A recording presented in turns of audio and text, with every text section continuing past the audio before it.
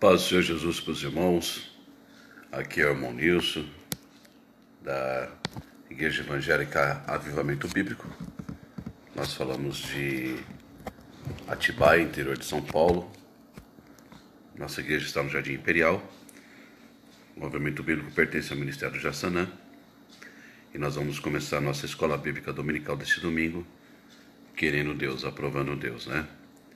Como de costume, vou esperar alguns irmãos dar um joinha e fazer um sinal para que eu possa perceber que eu fiz, que eu apertei certo esses botãozinhos aí, e para começarmos a nossa escola bíblica dominical. Amém? Um bom domingo a todos, a paz do Senhor Jesus, aos irmãos da fé e à irmandade. Minha mãe Cida, já viu o rostinho lindo dela aqui. A paz do Senhor, mãe, Deus abençoe. O Sandro, a Grace, a Daphne, uma família abençoada. Graça, nossa superintendente, nossa pastoraça, já deu um joinha. Então creio que eu apertei os botõezinhos certos dessa vez, né? Vou esperar somente mais alguns irmãos entrar na live para acompanhar. E dentro de alguns minutinhos nós vamos estar começando a nossa escola bíblica dominical, né? Lembrando sempre que a escola é bíblica e, portanto, se você tem uma Bíblia, você pode acompanhar a nossa lição. Nós utilizamos o texto bíblico mesmo e vamos versículo a versículo analisando a palavra de Deus. Portanto, se você tem aí a sua Bíblia, seja o livro impresso, seja através do notebook ou até mesmo do seu celular, você vai conseguir acompanhar. Amém? Thaísa, a paz do Senhor Jesus. Thaísa Reis, uma bênção. Louvado seja o nome do Senhor. Amém? Ao decorrer da lição, queridos, eu não tenho tanta habilidade com essa parte aí de tecnologia e internet, então eu não vou conseguir cumprimentar ou responder algum comentário ou algum aceno. Já vai me perdoando em nome de Jesus Cristo. Quando começar a lição, não vou conseguir citar nome, cumprimentar ou alguma coisa assim, porque eu me perco todo. Então, portanto, já no comecinho da lição e talvez no término, eu mando uma saudação para os irmãos e para as irmãs. Amém? Meu pastor Moisés, Lucinéia, a paz do Senhor Jesus. Abner, paz do Senhor, querida. Deus abençoe. Vamos começar daqui a pouquinho nossa escola bíblica, em nome do Senhor Jesus Cristo. E ao começar a escola bíblica, nós precisamos pedir ajuda do autor da Bíblia para entendermos o texto bíblico. O autor da Bíblia é o nosso querido Espírito Santo. Então, convido você, se você puder agora, parar a sua atividade do que você está fazendo por um minuto e fazer essa oração conosco. Eu convido você a inclinar a sua cabeça, a fechar seus olhos e fazer essa oração com a gente. Pode ser? Vamos lá? O querido Pai, no nome de Teu Filho Jesus, em primeiro lugar, perdoa os meus pecados, perdoa minhas transgressões, minhas faltas, minhas iniquidades, lava-me, Senhor, em nome de Jesus Cristo. Senhor, não somente eu, mas todos que estiverem ao alcance dessa voz, faz esse mesmo operar de perdoar, de purificar, de lavar, Senhor, em nome de Jesus. Querido Espírito Santo, eu com humildade reconheço que não tenho capacidade alguma de entender sua palavra sem tua ajuda, e muito menos de ensinar alguma coisa a tua palavra sem tua ajuda. Por isso, eu peço, ajuda-me, Senhor. Querido Espírito Santo, preside esta aula, e também preside o nosso entendimento, direciona aquilo que nós vamos entender da tua palavra, direciona para dentro da tua vontade.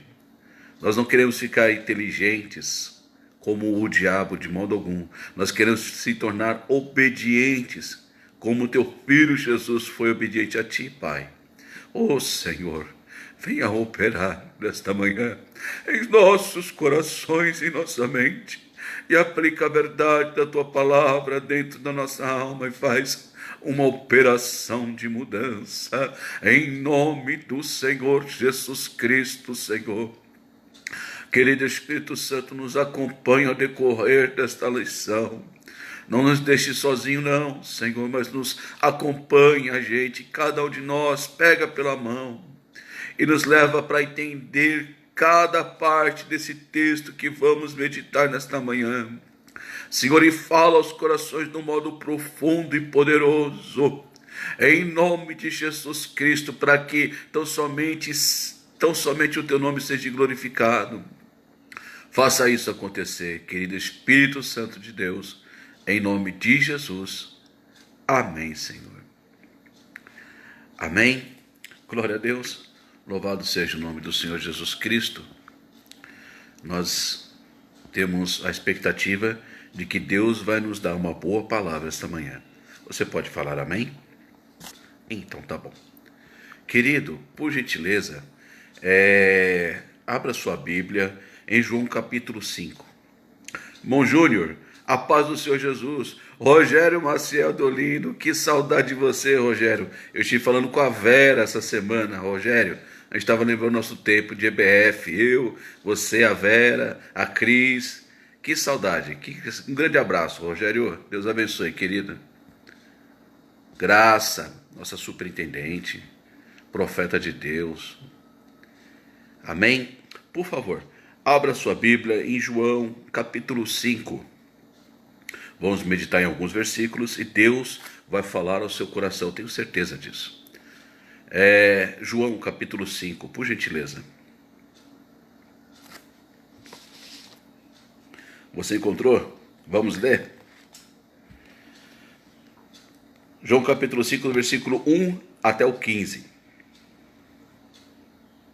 Depois disto, havia uma festa entre os judeus, e Jesus subiu a Jerusalém.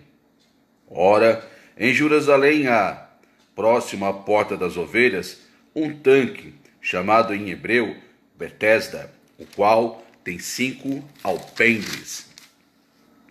Neste jazia grande multidão de enfermos, cegos, mancos e ressecados, esperando o movimento da água. Porquanto um anjo descia de certo tempo ao tanque e agitava a água.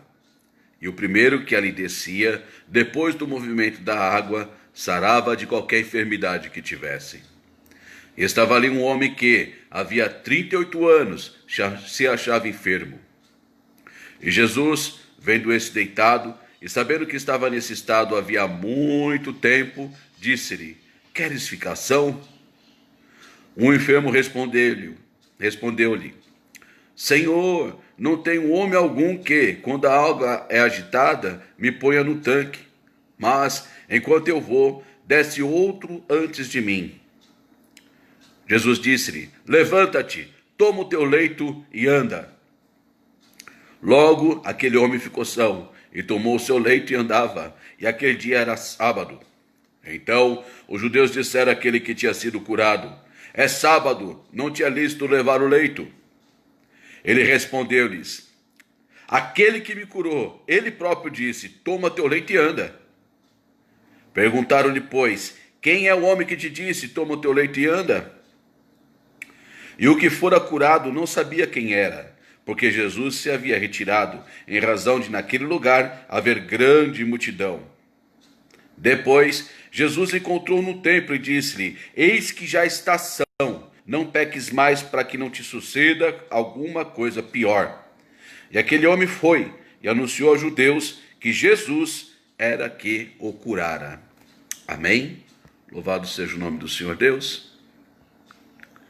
Deus possa abençoar a vida de vocês, né? Queridos, é interessante notar na palavra de Deus que algumas coisas que a gente, um método de aprendizado da palavra de Deus muito, muito bom e que eu uso é fazer perguntas ao texto bíblico. Vou estudar melhor. Ao estudarmos sobre os milagres de Jesus, a gente faz algumas perguntas ao texto sagrado, a Santa Bíblia, para a gente entender melhor a mensagem de Deus. Qual que é o significado e a importância dos milagres? Como, onde e por que os milagres aconteceram? Por qual motivo os evangelistas Mateus, Marcos, Lucas e João registraram esses milagres na Bíblia? Eles tiveram um propósito para fazer esse registro, não foi à toa. Esses milagres que a Bíblia narra, eles são importantes para nós que estamos hoje no ano 2020? Como posso aplicar na minha vida o ensino do que eu aprendo ao estudar os milagres que Jesus fez? Eu consigo aplicar, eu consigo extrair lições desses milagres e aplicar para a minha vida, para o proveito da minha alma? Nos 4 evangelhos, Mateus, Marcos, Lucas e João, nós temos a narrativa da vida, do ensino, mas também dos milagres de Jesus, os milagres que Jesus operou. E como nós já vimos nos estudos passados, você que está acompanhando a Escola Bíblica Dominical, nós entendemos, nós aprendemos que João, ele usa a palavra sinais semeion para falar dos milagres de Jesus. Por que razão? Porque esses milagres, sinais, semeiões, eles indicam a divindade de Cristo. Eles são indicadores que Jesus Cristo realmente é o Filho de Deus e a própria pessoa de Deus. Muitos milagres que Jesus fez estão nos 4 evangelhos. Outros milagres só estão registrados em 3 evangelhos. Mas é muito interessante a gente saber que 7 milagres poderosos de Jesus foram unicamente registrados no Evangelho de João. No Evangelho de João, tem 7 milagres que só aparecem em João. Não tem em Marcos, não está registrado em Lucas, não aparece em Mateus, mas 7 milagres poderosos de Jesus está no Evangelho de João. A cura desse paralítico é um desses 7 milagres que só existe registrado em João. A cura desse paralítico. Não tem registro em outros evangelhos, só em João. E nessa passagem de João capítulo 5, nós temos três ensinamentos muito importantes para nós. E esses 3 ensinamentos muito importantes para nós, que a gente consegue aprender aqui de João capítulo 5, esses 3 ensinamentos, eles falam de mudanças. Esses 3 ensinamentos falam de mudança. Irmão, irmã, e se você é como eu, que precisa de uma mudança na vida, porque eu preciso, então essa mensagem é para você, e essa mensagem, esse estudo da Bíblia de hoje, é para mim também. Porque nós precisamos de mudança. Amém? Vamos lá? Deus vai nos dar uma boa palavra esta manhã, em nome de Jesus. Fala um amém de onde você estiver, em nome do Senhor Jesus. O primeiro ensino que a gente aprende e pode aplicar para nossas vidas aqui de João capítulo 5 é a seguinte maneira: Jesus te muda pela palavra dele, quando ele fala contigo. Jesus te muda pelo poder da palavra dele quando ele fala contigo. É a primeira coisa que nós aprendemos quando nós analisamos esse texto de João capítulo 5, versículo 1 até o 15. Mantenha sua Bíblia aberta em João 5, por gentileza. Qual que é o panorama desse milagre de João capítulo 5? Qual que foi o palco desse milagre que aconteceu? O cenário desse milagre foi num tanque. Um tanque de água que as pessoas da época chamavam de Betesda. Betesda é uma palavra hebraica que quer dizer Bet Shatá. Não sei se eu pronunciei certo. Mas significa casa de misericórdia. A palavra Betesda significa casa de misericórdia. Onde ficava esse tanque de água? Esse tanque de água ele ficava ao norte do templo de Jerusalém. Ficava bem coladinho com a porta das ovelhas. Foi achado alguns vestígios arqueológicos, umas ruínas desse lugar. Eu vi a fotografia no livro de estudo e é interessante, muito interessante. Eusébio de Cesareia, que foi um bispo de Efésio e foi um discípulo do apóstolo João, autor desse evangelho, Eusébio de Cesareia disse que o tanque ele media 13 metros de profundidade e que esse tanque tinha 5 alpendres e esses alpendres eles eram cobertos. Nós não sabemos com exatidão qual que era a largura e o comprimento desse tanque, mas a profundidade era de 13 metros. Aquela água, ela tinha um tom avermelhado. Ela tinha um tom, o corpo daquela água, ela tinha um tom puxado por vermelho. Por que razão isso acontecia? A porta das ovelhas é o lugar que as ovelhas passavam para poder serem sacrificadas no templo. O sacrifício de ovelhas naquele tempo que estava finalizando o Antigo Testamento e estava começando o Novo Testamento na pessoa de Jesus, o culto no templo, eles utilizavam o sacrifício de ovelhas. Antes de serem sacrificadas, as ovelhas tinham que ter as suas entranhas lavadas. E era justamente perto do tanque de Betesda que essas ovelhas eram lavadas, perto da porta das ovelhas. A água corria para esse tanque. Então esse tanque ele tinha um tom de cor avermelhada por causa das entranhas das ovelhas, o sangue das entranhas das ovelhas.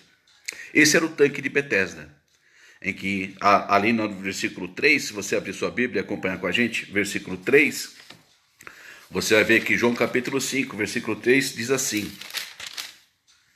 Neste tanque jazia grande multidão de enfermos. Grande multidão de enfermos. Uma grande multidão de enfermos ficava na beira desse tanque. Nós não sabemos com exatidão o número de pessoas que tinha lá, mas eram muitas pessoas. Eu até imagino que era um lugar muito lotado de pessoas, porque tinha muitas pessoas enfermas naquela época. E como não tinha hospitais, não tinha um SUS, não tinha amparo hospitalar, a única coisa que a pessoa tinha de esperança de ter uma cura de uma enfermidade era aquele tanque. Era um lugar muito frequentado e tinha bastante gente, tinha uma grande multidão de gente. Estava lotado de gente enferma lá. E aqui nós já temos uma coisa muito interessante para a nossa vida. Sabe o que aconteceu? Deus escolheu você no meio de uma grande multidão, numa grande multidão de gente perdida e doente espiritualmente, e pela palavra dele, ele te salvou dessa condição em que você estava. Amém? Isso já começa a falar no meu e no seu coração, nesta manhã, em nome de Jesus Cristo. No versículo 5, a Bíblia fala que estava ali um homem. Tinha um homem no meio dessa grande multidão. Tinha um homem lá. Esse homem, ele estava há muito tempo enfermo. A Bíblia fala quanto tempo ele estava enfermo, mas não fala a idade dele. Estava ali um homem que se achava enfermo 38 anos. 38 anos de enfermidade. E normalmente, quando a pessoa já nasce enferma, a Bíblia cita isso. Um cego de nascença, que desde a infância era cego. Um menino que tinha problemas com possessão demoníaca, que desde a infância o demônio pegava ele. Enfim, quando a pessoa tinha uma enfermidade desde quando era pequenininha ou quando tinha pouca idade, a Bíblia fala isso. E a Bíblia não fala a respeito da idade desse homem, mas fala que ele estava há 38 anos enfermo. Nos dá a entender que ele pegou essa enfermidade ao decorrer da vida, talvez de moço dele, para começo da fase adulta. É bem possível que esse homem tinha em volta, então, dos seus 48 anos, um pouco mais que isso, em torno de 58 anos, de 48 a 58 anos. Vamos tentar imaginar isso. O importante não é saber exatamente qual a idade desse homem, de modo algum. Mas o importante é saber que há 38 anos ele estava padecendo dessa enfermidade. E no meio de uma grande multidão, há 38 anos sofrendo, Jesus olhou para ele. E aqui já fica outro ensino para o nosso coração. Jesus sabe o quanto tempo você está sofrendo. E outra coisa, você pode estar numa igreja que tenha 15 mil membros, 20 mil membros, 10 mil membros, não sei o tamanho da sua igreja. Mas Jesus sabe a sua necessidade individualmente. Ele conhece aquilo que você precisa, o que você está passando e qual é a dor do seu coração. Jesus te vê como uma pessoa. Amém? Glória a Deus. Louvado seja o nome do Senhor por isso. Jesus está te vendo. Jesus sabe o que você está passando. Jesus quer falar contigo. E Jesus quer fazer uma mudança na sua vida. Louvado seja o nome do Senhor. Amém? Olha comigo o versículo 6, por gentileza. E Jesus, vendo este deitado, e sabendo que ele estava nesse estado havia muito tempo, disse-lhe. Versículo 6 diz que Jesus viu aquele homem enfermo e falou com aquele homem enfermo. Agora fica uma pergunta. Você lembra que no começo desta lição disse que nós fazemos algumas perguntas para o texto bíblico para poder entender melhor a mensagem da palavra de Deus? E uma das perguntas que nós fazemos para o texto bíblico é justamente essa: por qual motivo Jesus falou com esse enfermo? Por qual razão Jesus falou com esse homem enfermo? Gente, pensa comigo, por gentileza. Ele não podia apenas curar o homem sem falar nada? Jesus é poderoso para curar uma pessoa sem falar nada. Jesus é poderoso para dar saúde sem falar nada. Aliás, Jesus não precisa falar com você para fazer um milagre na sua vida. Jesus não precisa falar para você os planos dele para que a vontade dele seja estabelecida no seu viver. Mas Jesus falou com aquele homem enfermo. Por que razão Jesus falou com aquele homem enfermo? Jesus escolheu enviar uma palavra para fazer um milagre de mudança. Aleluia. Aleluia. O grande milagre que esse homem queria era a cura. E o grande milagre que Jesus fez primeiro para ele foi o milagre de mudança. Depois veio a cura. Monils, o que mudou na vida daquele homem? Jesus falou com aquele homem para mudar desespero em esperança. E Jesus fala com você nesta manhã para renovar a sua esperança. Aleluia. O texto nos dá a entender que este homem estava há muito tempo procurando a cura. Querido, 38 anos esperando uma cura, com certeza aquele homem já tinha perdido a esperança. Sem sombra de dúvida, aquele homem já tinha perdido qualquer tipo de esperança. Estava ali jogado, à mercê da vontade de alguém que pudesse jogar ele na água. Aqui já fica outra lição para mim e para você. Antes de você receber o seu milagre, Jesus desperta em você esperança pelo poder da palavra de Deus. Jesus primeiro muda desespero em esperança, para depois o milagre acontecer no seu viver. A mudança que você precisa é resultado da ação da palavra de Deus. Monilson, o que é esperança? Uma certa oportunidade eu ouvi um pregador falando que esperança é uma espera com confiança. Isso que a esperança é. A esperança não é um grilozinho verde, como a gente está acostumado a ver aqui no interior. A esperança não é a última que morre, não, de modo nenhum. A nossa esperança é Jesus Cristo. Ele já morreu, já ressuscitou e está vivo para todos os séculos, com todo poder e glória. Aleluia! Nós temos uma esperança viva, Jesus Cristo dentro de nós, esperança da salvação de nossas almas. Glória a Deus! Você não serve um Deus que vai te conceder esperanças vazias de modo algum. Você tem um Deus que te dá esperanças eternas. Aleluia! Expectativas boas de mudança para a sua vida. Aleluia! Glória a Deus! E pelo poder da palavra de Deus, Deus muda o seu cenário de desespero em esperança. E se você não tinha nenhum tipo de esperança na sua vida, Deus coloca no seu coração nesta manhã, pela palavra dele, esperança de mudança, de vida melhor, esperança de milagres acontecendo no seu viver. Aleluia! Deus renova primeiro em você esperança, para depois fazer o milagre no seu viver, na sua vida. Amém? Mas por que outra razão que Jesus Cristo falou com aquele homem, em vez de curar ele, sem falar com ele? Jesus falou com aquele homem também para mudar o desânimo em fé. Por muitas vezes Jesus faz isso. Ele faz algum artifício de fé, para que a fé da pessoa seja despertada e a fé da pessoa consiga alcançar o milagre. No caso desse paralítico, Jesus falou com ele, falou para despertar a fé.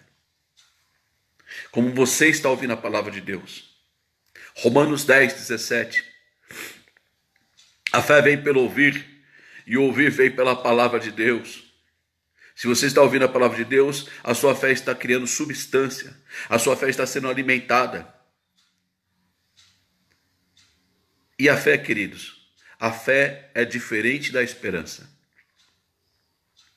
Lá em 1 Coríntios capítulo 13, versículo 13, o apóstolo Paulo uma certa vez diz assim: permaneçam esses três: a fé, a esperança e o amor. O mais importante é o amor. Mas fé e esperança têm a sua importância, e fé e esperança são diferentes. Se a esperança é uma espera com confiança, a fé é a convicção segura de que alguma coisa que você quer realmente vai acontecer. É a certeza de que aquilo que você deseja para a sua vida já está te esperando, ainda que você não consegue enxergar diante de você. A fé é justamente isso. E esse tipo de fé,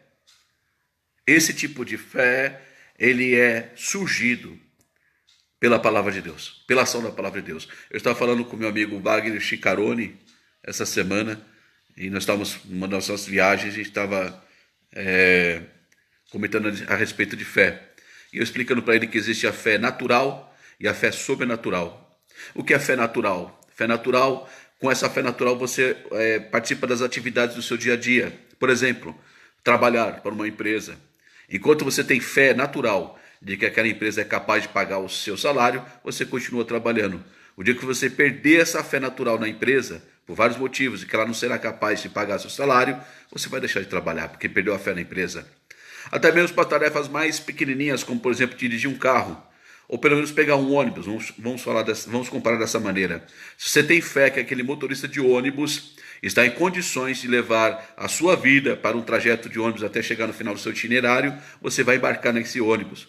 Mas se você vê aquele motorista de ônibus cambaleando, com cheiro de bebida, com aspecto visível de alcoolizado, eu creio que você vai perder a fé de entrar naquele ônibus e vai perder aquela condução, até para resguardar a sua vida. Você perdeu a fé na capacidade do motorista de dirigir aquele ônibus com segurança. Isso aí nós chamamos de fé natural. A fé natural é aquela que você coloca uma semente no solo e espera que vai brotar alguma coisa, uma planta, um jardim, uma verdura, alguma coisa assim. Isso é a fé natural. Mas existe outro tipo de fé. É a fé que Deus gera na sua vida através da ação da palavra de Deus. E essa fé só vem na sua vida quando você ouve a palavra de Deus. E foi por isso que Jesus Cristo falou com aquele homem enfermo. Ele precisava ter a esperança dele renovada e a fé dele vivificada para poder receber o milagre de Deus. E é pela palavra de Deus que a sua fé é vivificada e te capacita a alcançar o milagre que você deseja. Em nome de Jesus Cristo, a fé, Jesus renova a sua fé para você receber o seu milagre de mudança. E também o milagre que você precisa, amém? Glória a Deus. Mas, segundo lugar, por que razão Jesus falou com aquele homem? Olha só que interessante. Jesus falou com aquele homem para mudar ele. Para mudar ele. E a mudança que Jesus faz é uma mudança de dentro para fora. Vamos chamar assim de centrípeta. Uma mudança centrípeta. É uma mudança que é de dentro para fora. A enfermidade era por fora. Era no corpo daquele homem que ele estava enfermo. Mas Jesus queria mudar principalmente o lado de dentro dele. Maurício, por que você diz isso? Vamos meditar no versículo 6, finalzinho do versículo 6. Diz assim, ó.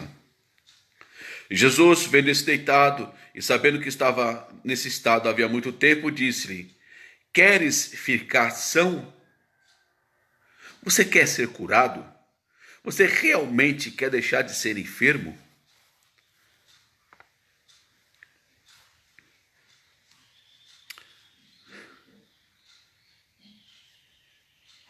Queridos, podia ser até uma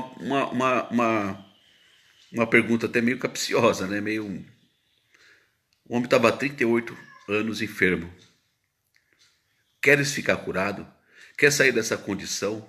Você quer realmente uma mudança na sua vida? Aquele homem ele ouviu essa pergunta de Jesus e é como se Jesus estivesse falando para ele da seguinte maneira: deixa eu falar para você, se eu te curar, você não vai poder mais mendigar não.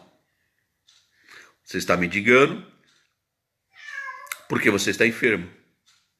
Se eu te curar, você vai ter que trabalhar e cuidar da sua própria vida.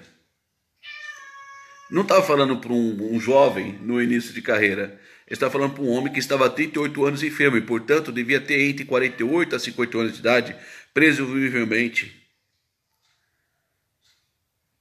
Comparando com os dias atuais, querido, se perguntasse isso para um mendigo na rua, que já está acostumado a viver de esmola, muitos deles iriam falar com certeza, mas muitos deles iriam falar: olha, senhor, não cura eu não, então. Deixa eu do jeito que eu estou muito velho para começar uma nova profissão, para buscar sustento com as minhas próprias mãos, para começar uma nova vida. Tá, deixa eu no meu problema aqui então, já passou muito tempo. Eu escutei isso de pessoas quando convido para ir para a igreja e ter um encontro com Cristo Jesus e mudar de vida. Ah, não, eu já estou velho, não é mais para mim, eu já aprontei demais, eu não quero mudar de vida, está muito tarde para me mudar de vida. Eu prefiro ficar na enfermidade dos meus pecados.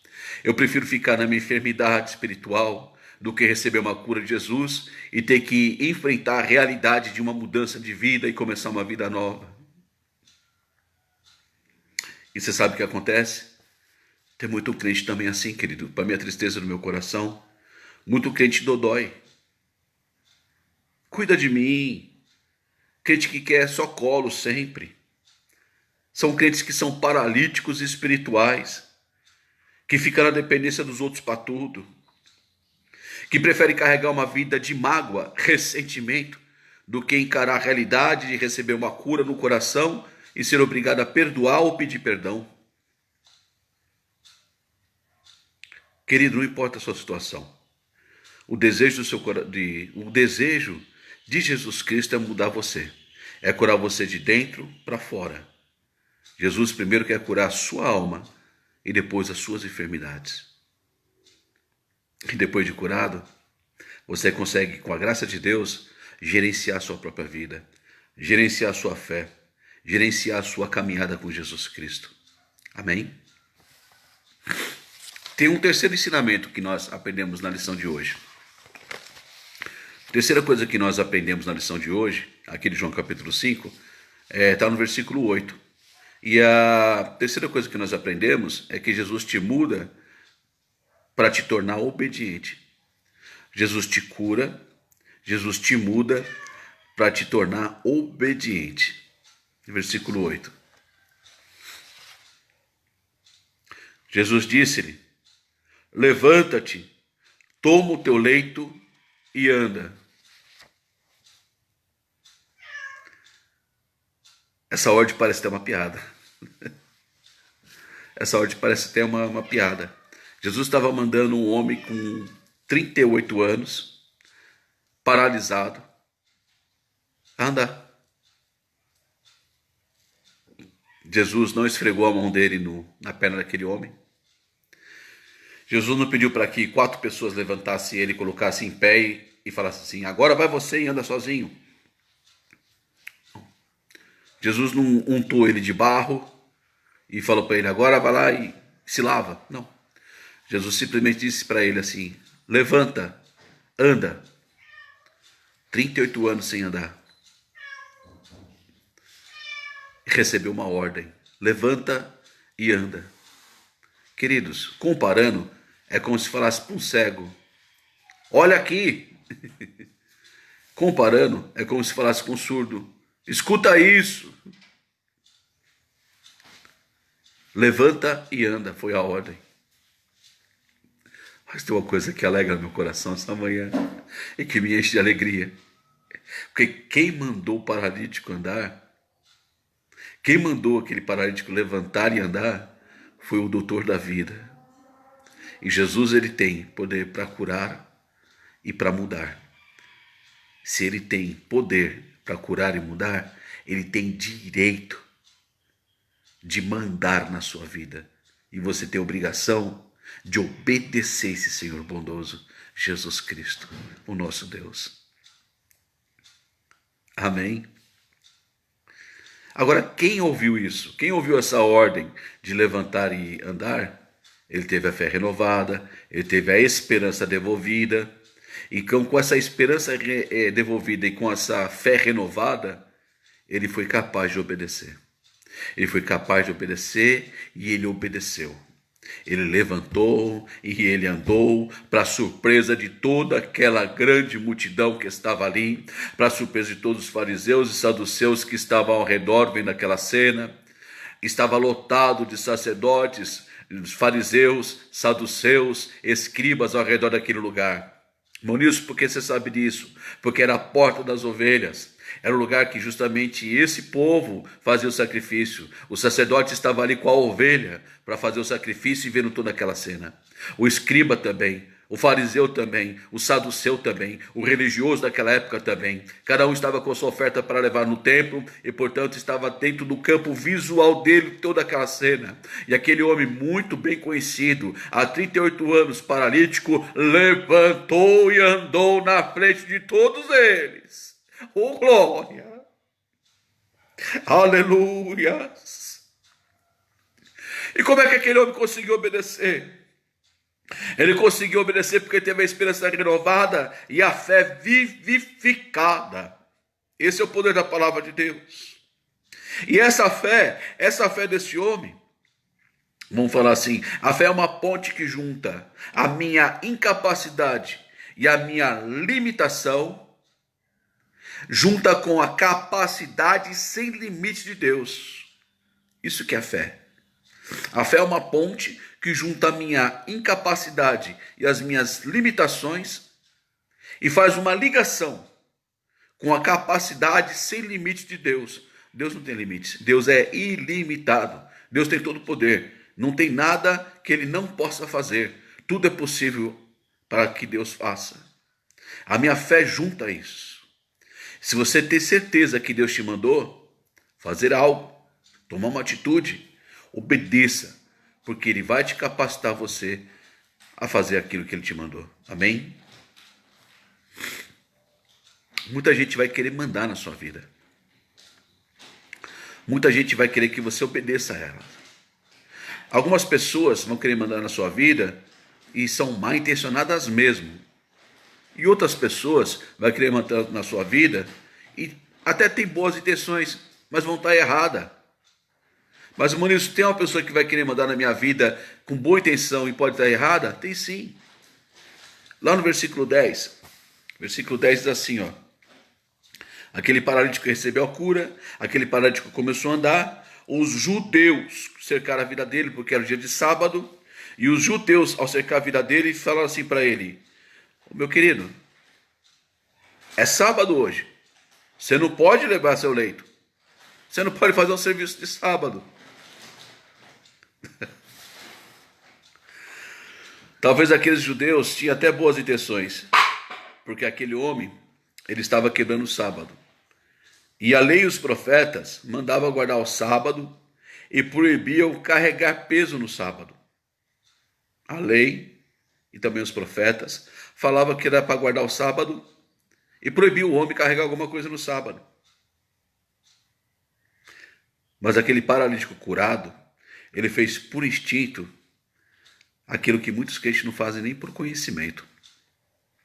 Ele preferiu obedecer a Jesus do que os homens religiosos daquela época.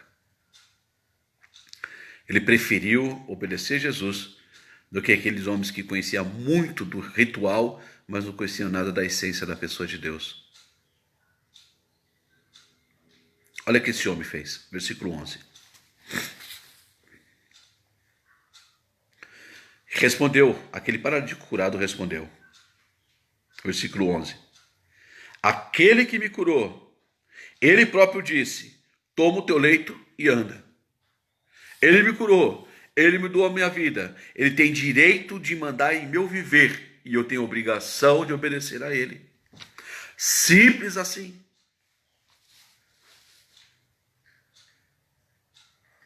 Crente, quem te salvou tem o direito de mandar na sua vida. Irmão, irmã, quem te remiu tem o direito de dirigir o seu viver. Eu estava conversando também com meu amigo Wagner também, e estava falando a respeito de Senhor e Salvador. Que a pessoa é salva quando aceita Jesus como Senhor e Salvador da sua vida. E ele perguntou para mim, qual a diferença de Senhor e Salvador? E eu propus para ele uma parábola. Eu fiz uma história ilustrativa para tentar explicar para ele a diferença de Senhor e Salvador. Imagina essa cena. Alguém está passando perto da represa e escuta gritos de socorro. Uma pessoa está se afogando. Socorro, socorro, estou me afogando, alguém me ajuda, estou me afogando. Sem pensar duas vezes, aquele homem bom nadador vai lá, se atira nas águas frias daquela represa e com destreza, com bastante experiência, vai lá e resgata aquele homem que estava morrendo afogado. Traz ele para a segurança da margem da represa, olha bem para ele e pergunta: você está bem? Tudo bem com você? E o cara que estava se afogando, cuspindo água, fala assim: rapaz, eu devo a minha vida para você. Se não fosse você, eu estaria morto uma hora dessa. Muito obrigado por ter me salvado. Você é meu salvador. E o rapaz que se atirou nas águas para salvar aquele homem que estava morrendo afogado, falou assim: peraí, eu sou o seu salvador? Sim, você é o meu salvador. Peraí, se não fosse por mim, você estaria morto? Sim, se não fosse por você, eu estaria morto. Então agora eu vou começar a mandar na sua vida. Por que razão? Porque eu salvei a sua vida.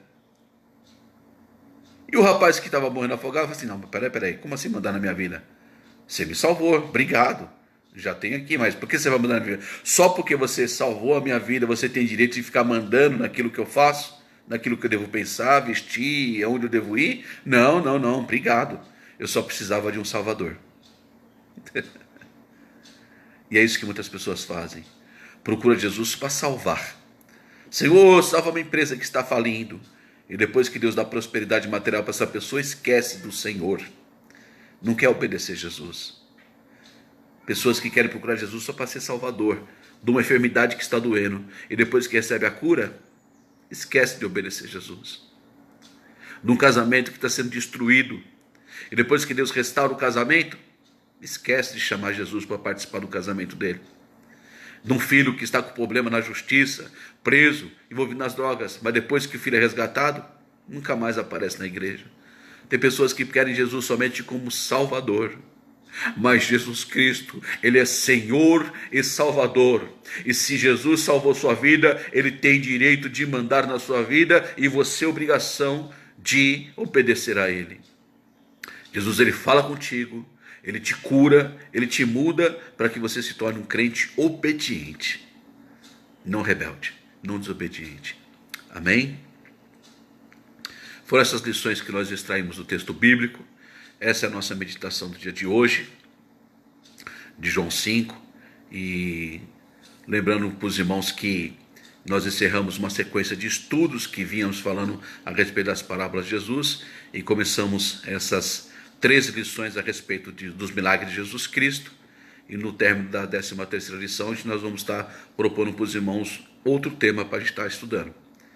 E por enquanto agradeço a participação de todos.